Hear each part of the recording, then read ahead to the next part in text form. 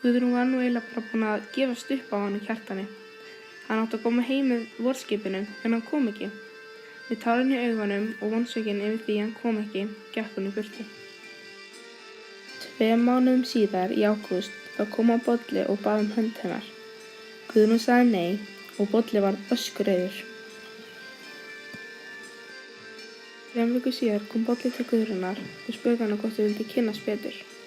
Guðrún var ekki búin að kynnast neinum þannig í næstum 3 ár en hún sagði já. Mánuði síðar kom hann Kjartan heim með haustskipinu. Hann sagðist bara hafa einfaldlega misst af vorskipinu. Stuttu síðar komst hún að því að hún væri ólétt. Hún var ekki búin að gera neitt með Kjartani þegar hún vissi að barnið væri Bolla.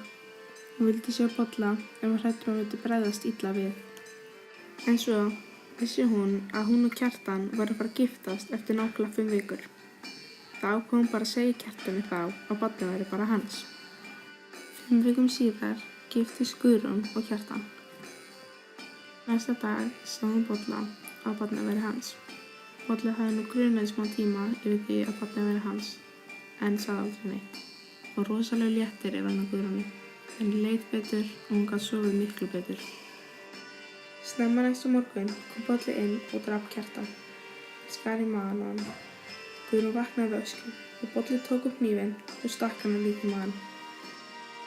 Hann fór út á stærsta fossinn sem hann sá og hoppaði niður. Kjartan og barnið dóu en Guðrún lifði. Guðrún flutti suður mánuði síðar.